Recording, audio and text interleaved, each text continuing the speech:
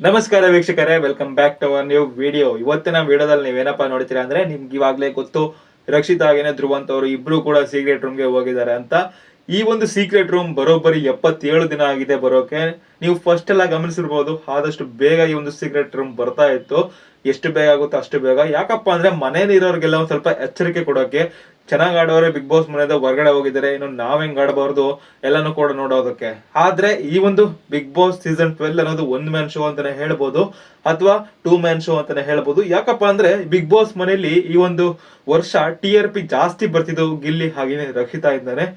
ಹಾಗೇನೆ ಇನ್ನೊಂದೇನಪ್ಪಾ ಅಂತಂದ್ರೆ, ಗಿಲ್ಲಿ ಕಳ್ಸಿದ್ರೆ ಸ್ವಲ್ಪ ಡೌಟ್ ಬಂದ್ಬಿಡುತ್ತೆ ಅಂತ ಅನ್ಬಿಟ್ಟು 77 ದಿನ ಆದ್ಮೇಲೆ ಈ ಒಂದು ವಾರ ನಿಮ್ಗೆ ಎಲ್ಲ ಗೊತ್ತು, ನೋ ಎಲಿಮಿನೇಷನ್ ರೌಂಡ್ ಇತ್ತು ಅಂತ. ಹಾಗೇನೆ ಯಾವ್ದೇ ತರದ ವೋಟಿಂಗ್ ರೌಂಡ್ ಅನ್ನು ಕೂಡ ಬಿಟ್ಟಿರ್ಲಿಲ್ಲ. ಈ ಒಂದು ಸಮಯದಲ್ಲಿ ರಕ್ಷಿತಾ ಹಾಗೇನೆ ಧ್ರುವಂತ್ ಅವ್ರನ್ನ ಇಬ್ಬರನ್ನು ಕೂಡ ಒಂದು ಸೀಕ್ರೆಟ್ ರೂಮ್ಗೆ ಹಾಕಿದ್ದಾರೆ. ಸೀಕ್ರೆಟ್ ರೂಮ್ ಅಲ್ಲಂತೂ ಏನ್ ನಡೀತಿದೆ ನೀವೇ ಇಲ್ಲಿ ನೋಡಬಹುದು. ಬಿಗ್ ಬಾಸ್ ಟೀಮ್ ಅವರು ಒಂದು ಪ್ರೋಮೋ ಕೂಡ ಅಪ್ಲೋಡ್ ಮಾಡಿದ್ದಾರೆ. ಈಗ ನನ್ನ ಬಗ್ಗೆ ನಿನ್ನ ಬಗ್ಗೆ ಏನೆಲ್ಲ ಮಾತಾಡ್ತಾರೆ ಎಲ್ಲ ಇಲ್ಲಿ ಗೊತ್ತಾಗುತ್ತೆ ನೋಡ್ರಿ. ಅವಳು ಹೋಗೋವಾಗ ಮನೆಯಿಂದ ಪ್ರತಿಯೊಬ್ಬರ ಕಣ್ಣಲ್ಲಿ ನೀರಿತ್ತು ನೋಡ್ರಿ. ಅವನ ಬಗ್ಗೆ ನಾವು ಮಾತಾಡ್ಸ್ಲೂ ಇಲ್ಲ. ದೇವರೇ, ಒಂದೇ ರೂಮ್ ಅಲ್ಲಿ ನಿಮ್ಮ ಜೊತೆಗೆ ಹೇಗೆ ಇರುವುದು? ನನಗಂತೂ ಈ ಒಂದು ಎಪಿಸೋಡ್ ನೋಡಿದ ತಕ್ಷಣ ತುಂಬಾನೇ ಬೇಜಾರಾಯ್ತು. ಯಾಕಪ್ಪ ಅಂದ್ರೆ ನೀವು ಇಲ್ಲಿ ಗಮನಿಸಬಹುದು, ಯಾರು ಹೇಳ್ಬೇಡಿ ಅಂತ ಈ ಒಂದು ಕ್ಯಾಪ್ಷನ್ ಅನ್ನು ಕೊಟ್ಟಿದ್ದಾರೆ ಬಿಗ್ ಬಾಸ್ ಟೀಮ್ ಅವರು.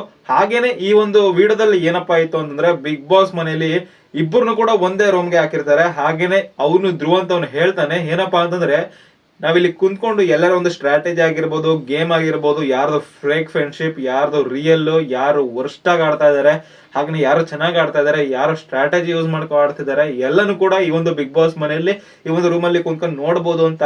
ಮೊದಲಿಗೆ ಇಬ್ರು ಕೂಡ ಚೆನ್ನಾಗಿ ಅವರ ಒಂದು ಕಮ್ಯುನಿಕೇಶನ್ ಇರುತ್ತೆ. ಆದ್ರೆ ಹೋಗ್ತಾ ಅದೇನೋ ಗೊತ್ತಿಲ್ಲ, ಧ್ರುವಂತ್ ಅವರು ಹಾಗೆ ರಕ್ಷಿತಾ ಅವರು ಸಿಕ್ಕಾಪಟ್ಟೆ ಜಗಳ ಆಡ್ತೀರಾ ಅಂತ ಹೇಳ್ಬೋದು.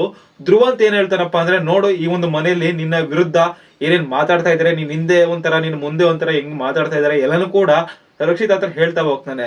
ಧ್ರುವಂತ್ ನಡವಳಿಕೆ ಒಂದು ಸ್ವಲ್ಪನೂ ಕೂಡ ಸರಿ ಇರ್ಲಿಲ್ಲ. ಆ ಒಂದು ಚಿಕ್ಕ ಹುಡುಗಿ ಏನೋ ಕುಂತ್ಕೊಂಡು ಅವಳು ಸ್ವಲ್ಪ ಬೇಸರದಲ್ಲಿರ್ತಾಳೆ. ಆದ್ರೆ ಧ್ರುವಂತ್ ಇನ್ನ ಒಂದು ಬೇಸರನ ಜಾಸ್ತಿ ಮಾಡಕ್ ಹೋಗ್ತಾನೆ. ಯಾಕೋ ಗೊತ್ತಿಲ್ಲ, ಇವರು ಇಬ್ರು ಕೂಡ ಬೇರೆ ಬೇರೆ ರೂಮ್ಗೆ ಹಾಕ್ಬೋದು ಅಂತ ಅನ್ಸುತ್ತೆ. ಯಾಕಪ್ಪ ಅಂತಂದ್ರೆ, ರೂಮ್ಗೆ ಬಂದಾಗಿಂದ ಸಿಕ್ಕಾಪಟ್ಟೆ ರಕ್ಷಿತಾಗೆ ಟಾರ್ಚರ್ ಕೊಡ್ತಿದ್ದಾನೆ ಅಂತಾನೆ ಹೇಳ್ಬೋದು.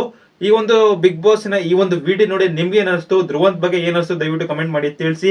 ಹಾಗೆ ಇದೇ ತರದ ಬಿಗ್ ಬಾಸ್ ಅಪ್ಡೇಟ್ಸ್ ಗಳಿಗೆ ಮರಿದೆ ನಮ್ಮ ಒಂದು ಅಕೌಂಟ್ ನ ಸಬ್ಸ್ಕ್ರೈಬ್ ಮಾಡ್ಕೊಳ್ಳಿ. ಹಾಗೆ ಪಕ್ಕದ ಬೆಲ್ ಐಕಾನ್ ಆಲ್ಗೆ ಸೆಟ್ ಮಾಡಿ. ಮುಂದಿನ ವಿಡಿಯೋದಲ್ಲಿ ಯಾಕೆ ಈ ಒಂದು ಜಗಳ ಆಯ್ತು, ಹಾಗೇನೆ ಯಾಕೆ ಧ್ರುವಂತ್ ಅವರು ಹಿಂಗ್ ಆಡ್ತಾ ಇದ್ರು ಎಲ್ಲಾನು ಕೂಡ ತಿಳಿಸ್ಕೊಡ್ತೀನಿ. ಮತ್ತೆ ಸಿಗೋಣ ಮುಂದಿನ ವಿಡಿಯೋದಲ್ಲಿ. ಆದಷ್ಟು ಈ ಒಂದು ವಿಡಿಯೋನ ಶೇರ್ ಮಾಡಿ.